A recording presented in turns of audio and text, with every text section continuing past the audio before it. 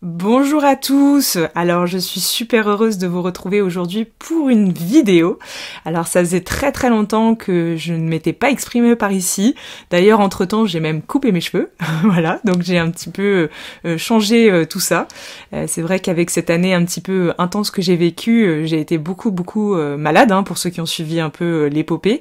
Et en fait ça a créé des séquelles et notamment des séquelles au niveau capillaire, c'est-à-dire que j'ai perdu beaucoup de cheveux. Et donc voilà, j'ai tout coupé. Donc je suis très ravie et j'espère que vous, cette fin d'année se passe bien. J'ai reçu quelques messages récemment parce que c'est vrai que ça faisait longtemps que j'avais pas fait de vidéo et que je m'étais pas exprimée par ici. J'ai reçu quelques messages me disant mais Charlotte, est-ce que tu vas bien? Je me suis dit oui, ça va, vous inquiétez pas, tout va bien.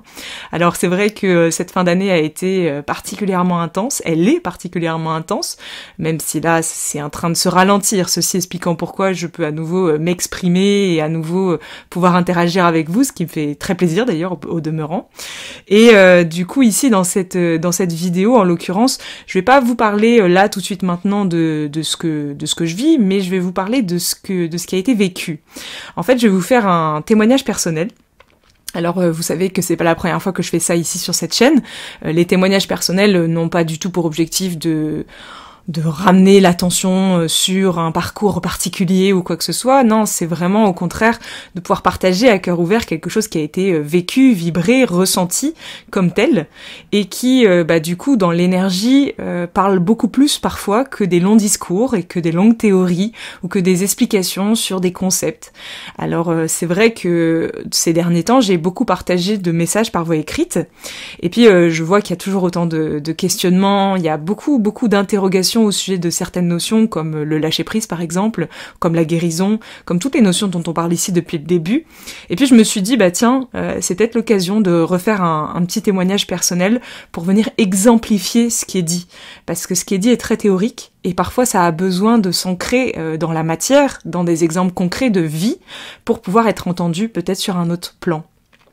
Et ici, c'est vrai que je termine en plus, j'ai terminé là vendredi ma dernière retraite de l'année, ça y est, et on a terminé avec comme d'habitude de toute façon, avec un groupe magnifique, et on a terminé justement sur des partages de cet ordre-là, et c'est vrai que j'ai partagé ce que je m'apprête à vous partager, et c'est ce qui m'a aussi donné l'élan de le faire, parce que c'est vrai que quand j'ai partagé tout ça avec ce groupe, j'ai senti c'est pas que j'ai senti, c'est qu'ils m'ont confirmé par voie orale, qu'effectivement il y a quelque chose qui s'intègre sur un certain plan quand c'est exprimé depuis un espace qui a été vécu en fait. Donc, vu que ça faisait quand même très longtemps que je n'avais pas fait ça par ici, je me suis dit allons-y. Alors c'est franchement pas, je vous le dis, l'exercice le plus confortable qui soit. C'est pas l'exercice dans lequel je me sens la plus à l'aise. D'ailleurs, j'ai un peu le rythme cardiaque qui bat un peu vite. J'ai l'impression de me foutre à poil, je vous le dis. C'est souvent ça, les témoignages personnels. Ça fait toujours un petit effet quand même. Donc je le dis pour vous le dire tout simplement. Et puis étant donné que ça fait longtemps que j'ai pas fait de vidéo, c'est vrai qu'il faut le temps de se remettre aussi. Puis il y a plein de raisons qui ont expliqué tout ça et toute cette actualité, je vous en parlerai très prochainement. Voilà. Mais d'abord, donc ici, je voudrais faire ce témoignage. Ça a été demandé de nombreuses fois parce que j'en ai quand même parlé beaucoup. C'est au sujet des crises d'angoisse. Alors c'est vrai que j'ai vécu une grande partie de ma vie avec beaucoup de crises d'angoisse. Et c'est quelque chose que je ne connais plus aujourd'hui, et j'aimerais vous expliquer un petit peu comment ça s'est profilé, parce que cette histoire, je la trouve un petit peu, non pas originale, mais un petit peu enseignante par rapport à ce qui a débouché derrière. Je dirais que ça a été finalement l'exemple qui m'est arrivé dans ma vie, qui m'a permis de faire un shift au niveau intérieur, un grand shift quand même. Alors ça n'a pas été vécu depuis un espace de paix intérieure, ça a été vécu depuis un espace de souffrance. C'est par la souffrance que j'ai appris ça, même si la souffrance n'est absolument pas nécessaire pour apprendre ça. C'est aujourd'hui ce que je partage et c'est aujourd'hui ce que je vis dans mon quotidien sans souffrir. Donc ici, dans cet exemple, ça a été vécu comme tel, mais n'imaginez absolument pas que ce soit nécessaire de le vivre ainsi pour pouvoir évoluer. Donc ici, dans cet exemple, je vais vous parler un petit peu très rapidement de mon parcours. En gros, je suis née déjà bébé, un bébé un petit peu particulier qui pleurait énormément, qui était toujours dans une forme d'agitation, ma mère m'a dit. Je pleurais beaucoup, difficilement consolable. Voilà. Les premiers souvenirs qui me remontent à la mémoire quand j'y pense, ce sont des souvenirs de la petite Charlotte, 3-4 ans, j'ai des souvenirs très jeunes, mais les souvenirs que j'ai en mémoire sont des souvenirs où j'étais angoissée. Voilà. Donc c'est quelque chose qui remonte à très très loin, mais aussi lointain que je m'en rappelle, j'ai toujours senti beaucoup d'angoisse à l'intérieur de moi. Alors petite, j'étais angoissée par le noir, j'étais angoissée par les monstres qui pouvaient être sous mon lit la nuit, j'étais angoissée quand ma mère s'éloignait de moi, j'avais peur qu'elle meure. Déjà à 6-7 ans, dès que ma mère n'était pas dans le périmètre, je tombais dans des formes d'angoisse en fait, à imaginer qu'elle serait peut-être morte, qu'il y aurait peut-être eu un problème. Donc c'était surtout avec ma mère. Et puis ça s'est élargi quand même à tout le périmètre familial, toujours beaucoup d'angoisse, si bien que, un exemple tout con, mais quand j'étais tout juste en 6e, et c'était il y a 20 ans en arrière quand même, enfin c'était il y a pas 20 ans, c'était il y a 20 ans en arrière, bah oui, vu que j'ai 30 ans. Quand j'étais en 6e, ma mère m'avait carrément, donc 20 ans en arrière, c'était un peu précurseur, elle m'avait carrément acheté un téléphone portable parce que j'étais tellement angoissée en sortant de l'école que je devais absolument l'avoir au téléphone pour me tranquilliser, parce que j'avais peur qu'il soit arrivé quelque chose, voilà, c'était ce genre de choses. Comme je vous ai déjà dit à plusieurs reprises, c'était impossible pour moi de prendre un téléphone et puis d'appeler quelqu'un que je ne connaissais pas. Je bégayais, j'arrivais pas à m'exprimer, j'étais très introvertie et très angoissée, une grande sensibilité en fait, qui était tellement à vif, tellement à fleur de peau que ça se traduisait par beaucoup d'angoisse. Il y avait énormément de choses qui m'angoissaient enfant, et puis ça s'est bien sûr accentué avec l'adolescence et avec beaucoup de choses. Et en fait, ce qui s'est produit, c'est qu'il y a eu un moment, c'était tellement intense pour moi cette angoisse, le truc qui prend vraiment aux tripes. C'était tellement angoissant, c'était tellement fort que j'ai décidé de ravaler entre guillemets l'information, de la mettre dans un petit coin, de l'enterrer, voilà. Et donc j'ai enterré ça pendant quelques années de ma vie, vraiment, de l'adolescence jusqu'à à peu près mes 25 ans, 26 ans. J'ai enterré l'angoisse à l'intérieur de moi. J'ai complètement oublié, à terme, que j'étais angoissée, vraiment. Je l'ai tellement enterré profondément. Comment je me suis prise pour enterrer ça? En fait, j'avais remarqué un petit peu tous les trucs qui m'angoissaient dans ma vie. Et puis, du coup, je me mettais plus du tout dans ces situations-là. Donc, j'avais créé une vie qui correspondait finalement, qui me permettait, entre guillemets, de ne pas toucher à l'information angoisse. Donc, c'est vrai que je m'étais créé une vie qui était quand même tout sauf ma vie actuelle, parce que pour vivre la vie que je vis aujourd'hui, il a fallu que je traverse l'angoisse, et donc j'étais en mode survie, tout simplement. Je m'autorisais pas à faire beaucoup de choses, parce que j'étais angoissée, donc par exemple aller à un concert, c'était compliqué, être avec du monde, c'était compliqué, vivre avec des gens, c'était compliqué. J'étais quelqu'un de très solitaire, je vivais seule, très peu de personnes autour de moi, alors c'est bizarre quand on le dit aujourd'hui, mais c'est vrai. Et puis voilà, toutes ces choses-là qui m'angoissaient, je les ai mises de côté. Et en fait, j'ai complètement oublié l'angoisse, parce que, à force de ne plus toucher et de ne plus goûter à cette information, j'ai fini par l'oublier. Mais vraiment. Et j'ai fini même par imaginer que j'étais quelqu'un sans peur. C'est-à-dire pas de peur de mourir, pas de peur de ceci, pas de peur de cela. Et j'ai commencé, en plus de ça, à avoir une certaine confiance en moi, qui ne traduisait absolument pas la réalité de mon être intérieur, mais ça se vivait tel quel dans ma vie, jusqu'au jour où il y a eu ce soubresaut, en fait, ce grand mouvement de terrain qui a été le décès de mon père, et en fait, ce décès a remué beaucoup de choses d'un coup, et a fait remonter notamment l'angoisse à la surface. Donc je l'ai pas mal enterrée rapidement, parce que je voulais pas la regarder encore à nouveau, et je me suis carapétée, je suis partie un peu à l'étranger, j'ai voyagé seule pendant un bon bout de temps, donc c'est dire que je contactais pas du tout cette information-là. Puis j'ai fait un long voyage comme ça, pas spécialement de peur, pas spécialement d'angoisse, pas spécialement d'informations qui remontaient à ce niveau-là. Et puis en fait, ce qui s'est produit, c'est que j'ai terminé ce voyage, je suis rentrée en France, j'ai commencé à faire ce que je fais aujourd'hui, et puis assez rapidement, j'ai compris qu'il fallait que je reparte. Donc environ 6 mois, 1 an après que je sois rentrée, je suis repartie cette fois-ci au Pérou. Et c'est là que quelque chose s'est déclenché. Bon, il s'avère que j'ai fait des expériences dans la forêt amazonienne, entre autres. J'ai été, entre guillemets, faire des processus chamaniques qui m'ont littéralement remué, là pour le coup. Et en fait, je suis sortie de la jungle en ayant peur de tout. Voilà. Je suis rentrée dans la jungle en ayant peur de rien. Et je suis sortie de la jungle en ayant peur de tout. Mais vraiment, c'est-à-dire l'angoisse 15 fois plus forte que quand j'étais jeune. Mais vraiment, c'est même pas exagéré, hein. Dans le ressenti, c'était très très fort. Et j'ai eu beaucoup de chance, parce que quand je suis partie au Pérou, hein, pour la petite histoire, c'est là où j'ai rencontré mon conjoint. Hein. Il n'est pas péruvien, mais je l'ai rencontré au Pérou. Et en fait, quand je suis rentrée en France, assez rapidement, cet homme est devenu mon conjoint. Donc on a, entre guillemets, débuté une relation. Je suis très rapidement allée habiter chez lui. Sauf qu'il habitait dans une configuration qui, à l'époque, était la pire des configurations pour moi. C'est-à-dire la configuration que j'avais mis de côté pendant 15 ans de ma vie pour ne plus voir l'angoisse.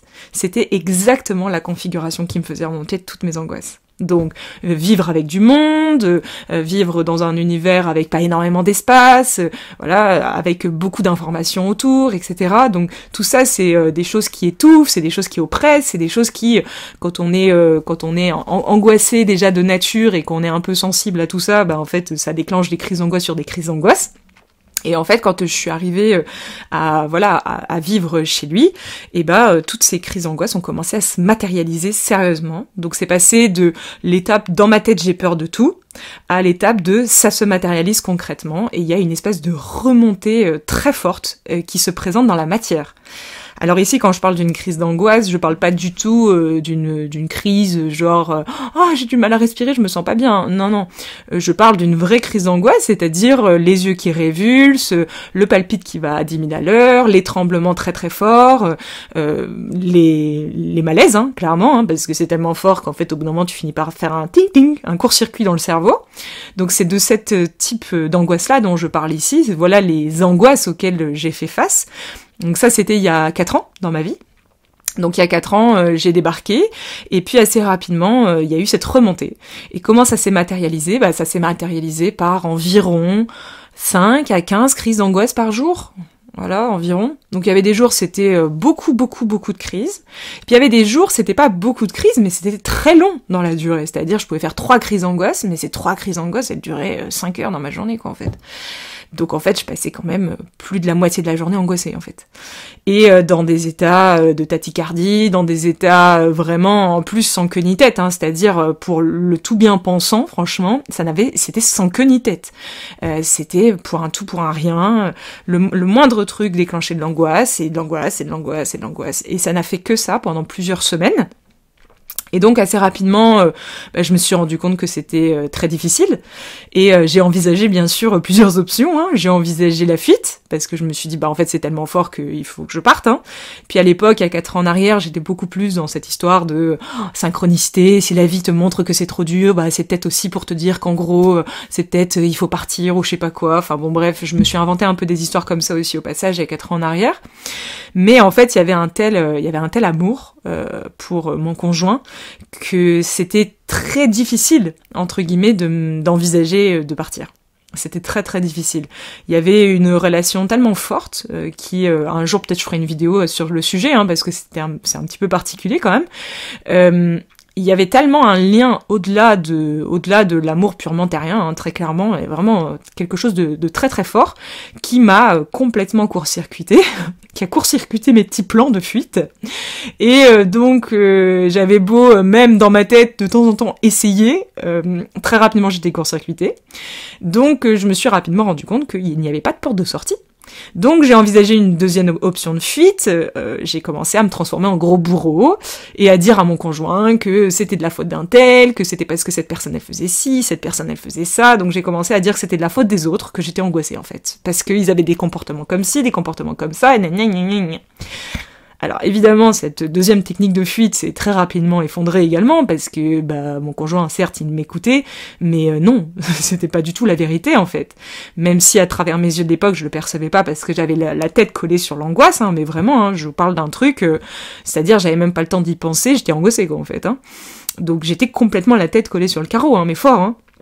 Et du coup, dans des réflexes en plus de survie, c'est-à-dire quand l'angoisse arrivait, moi le réflexe c'était de sortir, et puis d'aller respirer, et puis vraiment dans des états à mettre en boule, à pas pouvoir sortir de ma chambre parce que j'étais angoissée de sortir, enfin vraiment des trucs quand même assez forts. Et du coup j'ai envisagé cette deuxième solution qui n'a pas fonctionné non plus.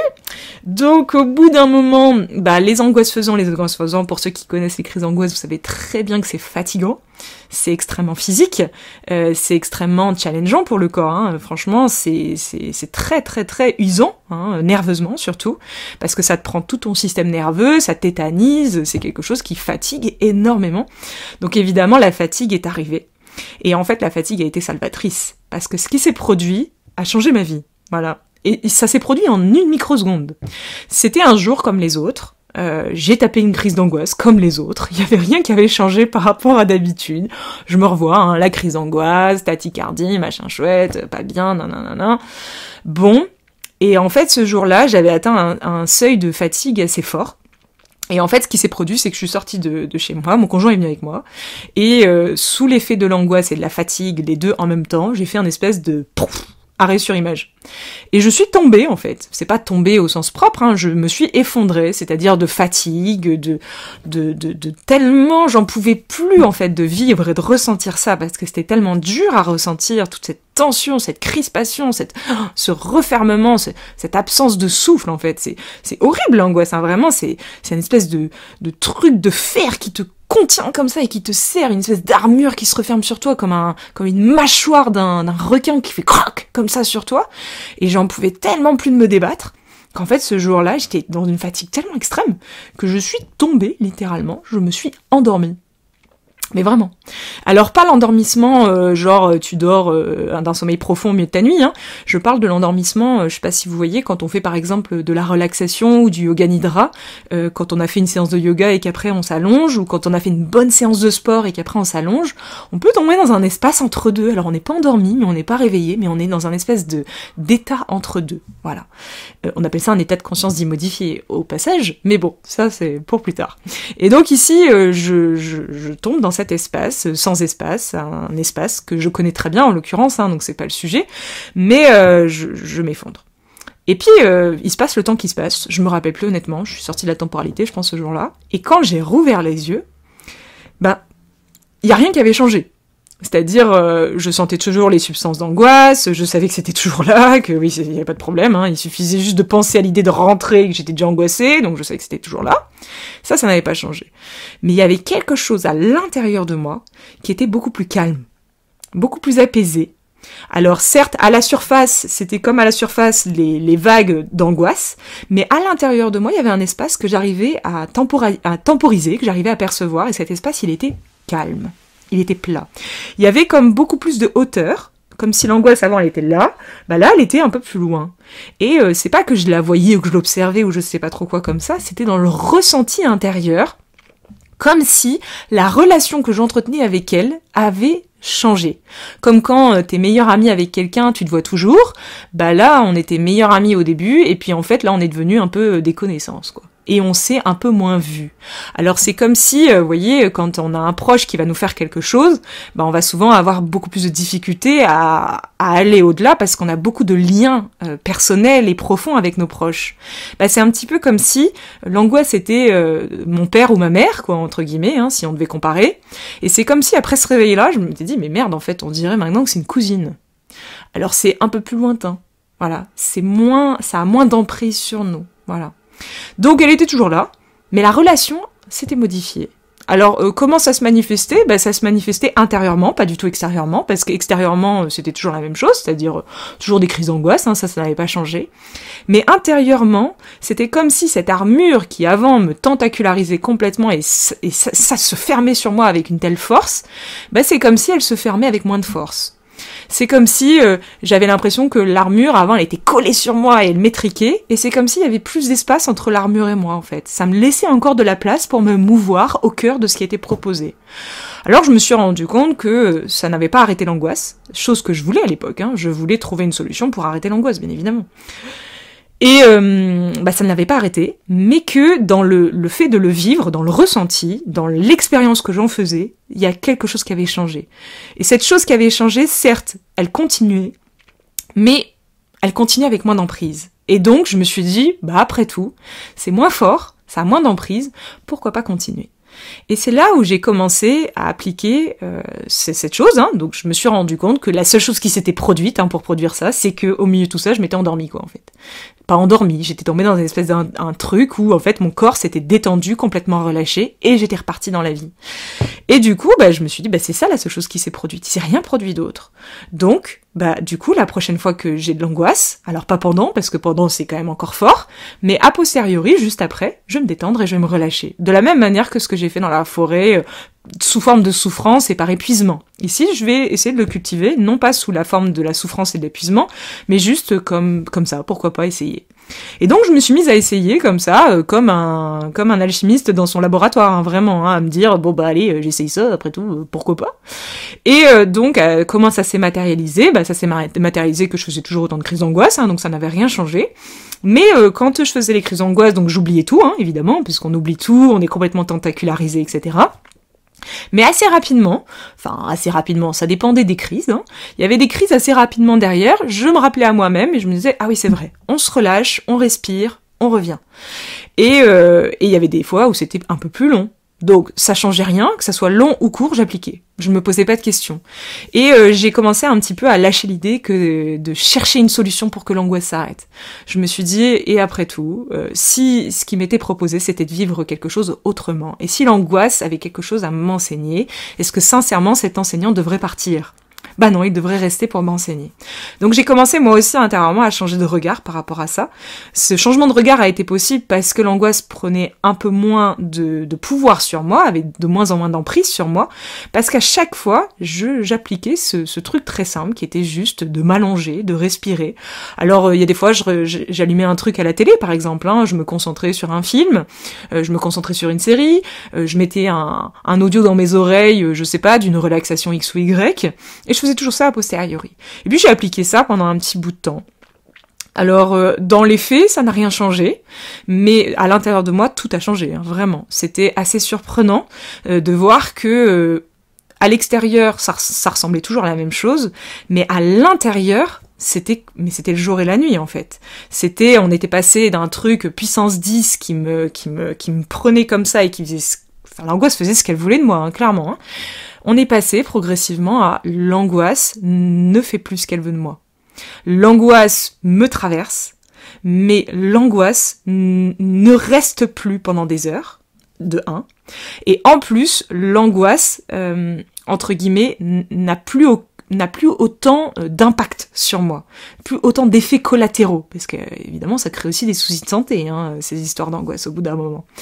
Donc ici, globalement, c'est ce qui s'est produit, c'est-à-dire il y avait toujours comme un enfant finalement qui exprime de la tristesse ou de la colère, qui va se mettre à crier, etc.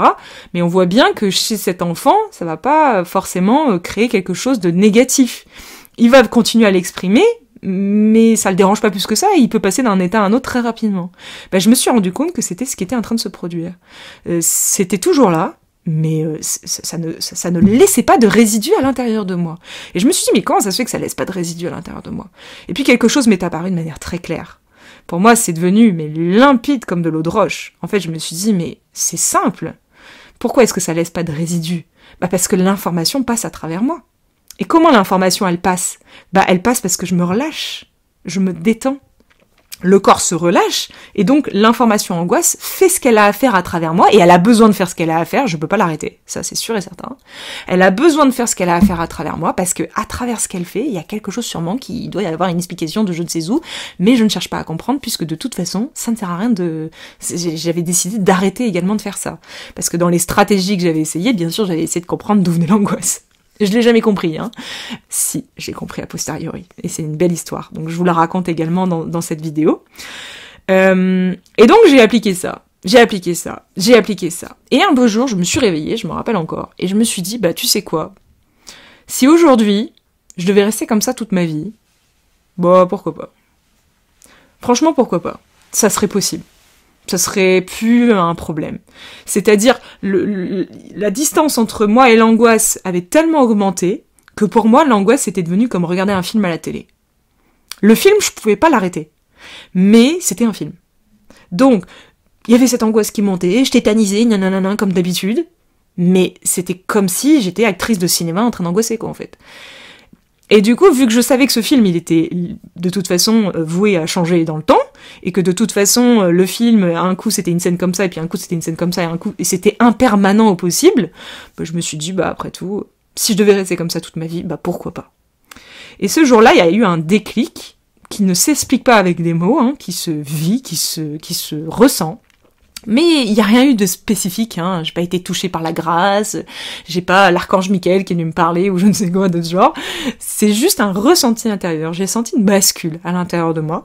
Puis j'ai continué ma vie, hein. Puis j'ai continué à faire ce que j'avais à faire, hein. Donc faut savoir qu'en parallèle de tout ça, j'ai continué mes activités, hein. Je n'ai absolument pas arrêté de vivre pour l'angoisse. J'ai continué mes activités, j'ai continué à vivre ma vie, j'ai continué à faire ce que j'avais à faire. Et puis un jour pas fait comme un autre, je pars en retraite. Donc l'angoisse avait continué, hein, mais en fait, à partir de ce jour-là où j'avais décidé que de toute façon, si je restais comme ça toute ma vie, c'était plus un problème, bah l'angoisse n'était plus un problème. Et donc j'avais décrété que, puisque ce n'était plus un problème, il n'y avait plus besoin de focaliser mon attention dessus. Et donc bah du coup, je vivais ma vie, elle était là, je me détendais, hop, je repartais, et puis c'était devenu une habitude. Et puis un jour, je pars en retraite. Donc je quitte l'endroit où j'habite, je pars avec mon conjoint, et on fait la retraite, rien de spécial se produit, hein, on va pour rentrer.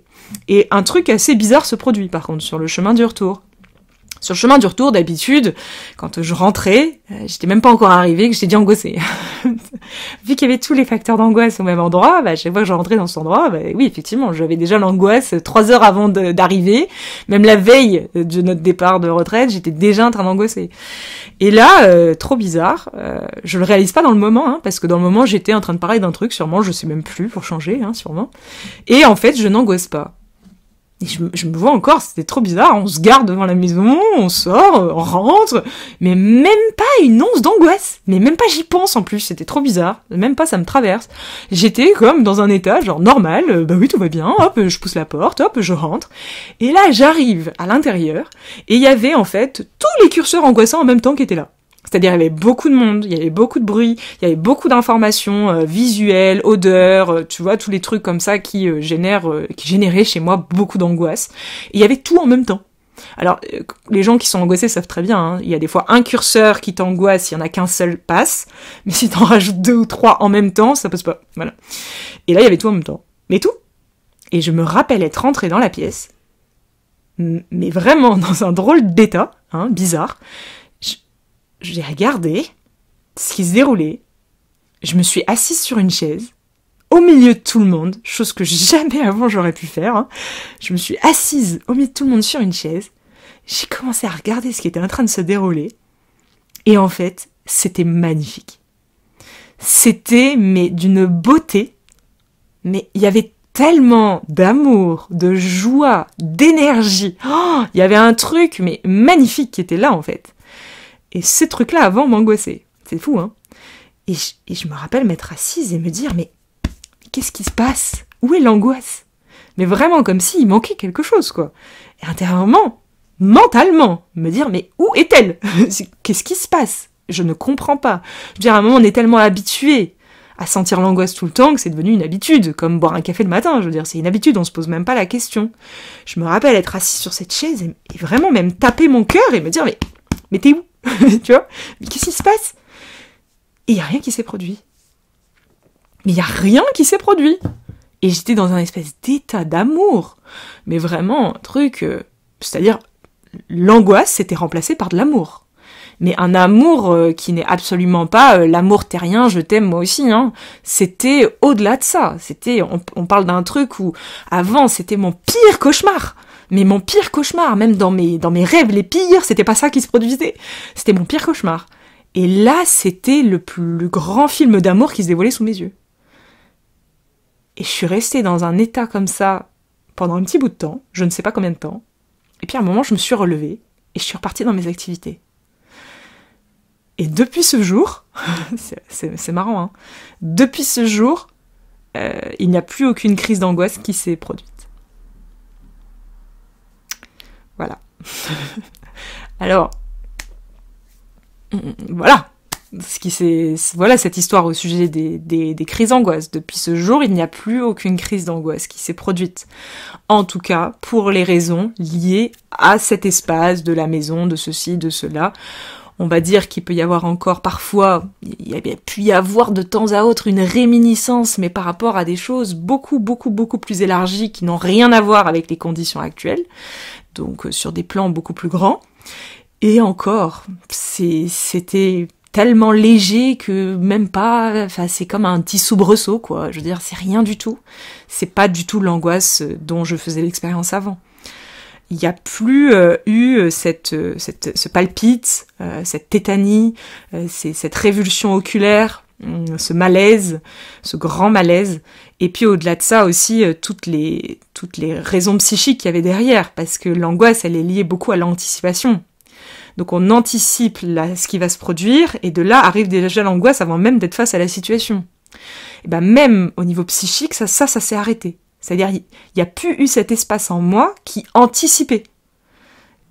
Et même si ça se présentait, parce que c'est comme un vieux vélo qui continue de tourner à l'intérieur de nous, même si mentalement il y avait une proposition de cet ordre-là qui se présentait à l'intérieur de moi, ça ne créait plus d'effet.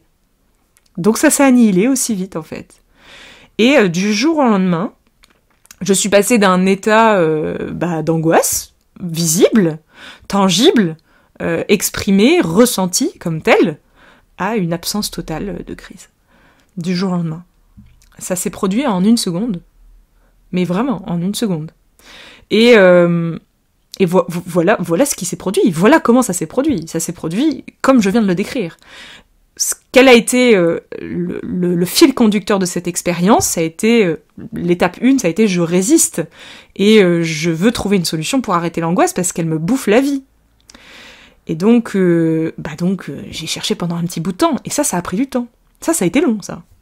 La quête, la recherche du pourquoi, du comment je suis comme ça. Et alors dans cette histoire, ce qui est beau, c'est que j'ai jamais trouvé. Donc j'ai jamais trouvé d'où ça venait. C'est-à-dire même en faisant des voyages intra-utérins, des machins, des trucs. J'ai jamais trouvé d'où venait cette angoisse viscérale à l'intérieur de moi. Jamais trouvé. Donc évidemment, j'avais fini par lâcher cette résistance. Il y a eu ce jour, comme je vous ai décrit, où en fait, je me suis effondrée. Et ce jour-là, j'ai compris que on pouvait faire autrement. Et qu'au lieu de chercher à arrêter cette chose, on pouvait peut-être, au cœur de cela, trouver un espace de paix en soi. Et c'est ce que la vie m'a proposé comme enseignement, en fait. En m'effondrant, c'est ce à quoi j'ai goûté. En me détendant corporellement au cœur de l'angoisse, parce que oui, c'est possible, c'est ce qui a été fait, en fait, ou a posteriori, finalement, j'ai appris à laisser passer la vie à travers moi. Et donc, la vie, c'est comme un fluide, en fait. C'est comme de l'eau qui coule à travers nous et qui permet aux informations de faire ce qu'elles ont à faire à travers nous, et qui permet aussi à la vie, qui est l'eau, de dissoudre l'information sur son passage. Et donc, bref, j'ai appliqué ça, en fait, sans me poser de questions, sans savoir si ça marcherait. Parce que de toute façon, j'avais décrété intérieurement que ce n'était plus un problème à résoudre. C'est ça qui a été un grand changement intérieur, c'est que, étant donné que j'avais cherché à le résoudre et que j'avais jamais réussi à le résoudre, j'avais fini par baisser les bras et me dire, c'est pas baisser les bras au sens résignation, c'est juste par un constat de cause à effet, je m'étais rendu compte que, oui, non, je ne pouvais pas résoudre ce problème, tout simplement. Et donc, j'ai appliqué ça. Et ce qui s'est produit, du coup, quand même, pour la chute de l'histoire, c'est que, plus jamais d'angoisse, donc très étrange, mais il m'a fallu quelque temps, d'ailleurs, avant de faire cette vidéo, parce que ça s'est produit il y a combien de temps, cette affaire? C'était peut-être il y a 1 an et demi, 2 ans. Donc, ça m'a paru vraiment bizarre, c'est-à-dire j'ai attendu un peu de temps avant d'être sûre, quoi, parce que je me suis dit non mais c'est pas possible, ça va revenir, c'est évident, il doit y avoir une pause ou je sais pas quoi, ça va revenir. Donc j'avoue avoir aussi un petit peu, non pas poussé le bouchon un peu loin, mais pour être sûre d'eux, je me suis mise dans des situations angoissantes, volontairement. Et ça venait pas, en fait. Et je me disais, mais merde, mais pourquoi ça vient pas? Donc, voilà. Donc, c'est vrai que j'ai fait tout un processus comme ça aussi derrière. Et puis, j'ai complètement oublié l'angoisse. Mais complètement. Elle est sortie de ma vie. Jusqu'au jour où il s'est produit un truc dans ma famille. Donc, ma demi-sœur a accouché d'un bébé qui a attrapé une méningite à 10 jours d'existence et qui s'est retrouvée hospitalisée en état de sommeil. Ils l'ont endormie pour éviter que la méningite se propage davantage. Elle était déjà propagée dans le cerveau, dans le sang, de partout. Donc son pronostic vital était très entamé. Et ça a créé un soubresaut énorme dans ma famille. Ma mère s'est retrouvée très très préoccupée, mon beau-père également. Bref, il y a eu quand même un gros tsunami quand même avec ça. Et puis ma mère un jour m'appelle et me dit « Ouais, t'as vu, etc. » Et donc elle me parle de ça et je la sens très très mal. Pas très très mal, mais voilà, peur, angoisse, difficulté. Et puis au détour de la conversation, d'un seul coup, elle me dit « Mais tu sais Charlotte, faut que je te le dise, cette histoire-là qu'on est en train de vivre, ça m'a vraiment rappelé quand t'étais bébé. » Alors moi, quoi? Quand j'étais bébé, quoi? Elle me dit, mais enfin, je te l'ai déjà raconté, je sais pas combien de fois. Je dis, non, quoi? Bah, quand t'étais bébé, t'as attrapé une gastro. Je dis, j'avais quel âge? Elle me dit, bah, je sais pas, ouais, un mois, 2 mois, 3 mois, 6 mois, je sais plus vraiment, mais ça se comptait en mois. Je dis, oui, et? Bah, t'as été hospitalisée. J'ai dit, ah bon? Et là, à l'intérieur de moi, ça fait un truc inexplicable, je sens à l'intérieur de moi quelque chose qui commence à bouger, bizarrement, qui ne bougeait pas de cet ordre-là juste avant qu'elle le dise. Et elle me dit, bah oui, t'es restée un petit bout de temps hospitalisée, et moi à l'époque je travaillais et j'ai pas pu rester avec toi. T'as dû rester toute seule à l'hôpital pendant plusieurs jours. Et là, à l'intérieur de moi, ça a fait ch'boum. C'est bon. Je sais à présent. Je sais à présent d'où ça vient. Mais j'ai pas eu besoin de le savoir pour le régler. Voilà. Ce qui est beau, en fait, ce qui a été magnifique dans cette histoire, que j'ai trouvé vraiment très très beau, c'est que les réponses arrivent d'elles-mêmes. Le jour où c'est disponible, tout simplement. Le jour où il y a de l'espace pour pouvoir accueillir la réponse, pour pouvoir entendre ce qu'on a à entendre, ça trouve toujours le chemin pour venir jusqu'à nous. Et j'ai trouvé que c'était venu d'une manière tout à fait renversante, parce que je m'y attendais pas du tout. J'avais complètement oublié cette histoire d'angoisse. Et voilà comment c'est apparu dans ma vie. Voilà, j'espère que cette histoire aura pu peut-être vous proposer des perspectives, des angles de vue. Si cela est le cas et que vous souhaitez partager cette vidéo, n'hésitez surtout pas, que ça puisse peut-être en inspirer d'autres. En tout cas, je vous dis à très vite pour une prochaine vidéo, pour la suite de cette aventure. Et en attendant, je vous souhaite une belle fin d'année. Gros bisous à tous.